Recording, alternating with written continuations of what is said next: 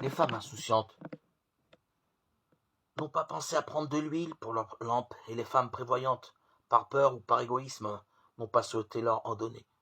Mais le problème est-il de ne pas avoir d'huile, ou est-il dans le fait de ne pas être au bon endroit au bon moment? Les insouciantes auraient pu assumer leur erreur, reconnaître leur légèreté et se rendre au rendez-vous de l'époux sans lumière.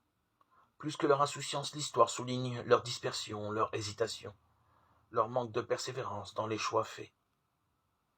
Le résultat est qu'elles ont un temps de retard sur leur propre vie. C'est cette inconsistance qui les fait être ailleurs au moment où l'époux se présente et où la rencontre devient possible.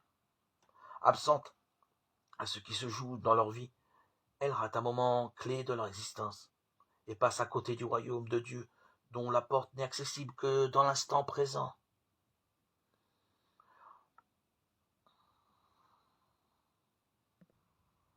Le royaume de Dieu est proche et accessible, ouvert à toute personne suffisamment disponible pour en trouver la porte.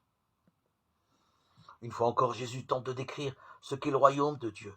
Il en parle ici comme d'une rencontre, un rendez-vous. Il ne se réduit pas à un lieu après la mort. Le royaume de Dieu ne se situe pas dans un futur mystérieux ou dans une expérience passée. Il est accessible dès maintenant, à la seule condition d'être présent à sa propre vie et à l'écoute de celle des autres. Veillez, car vous ne savez ni le jour ni l'heure, n'est pas une menace. La phrase dit seulement que la rencontre ne peut se faire sans nous, sans notre volonté d'être là, sans notre énergie et nos efforts pour être disponibles pour ce que nous vivons.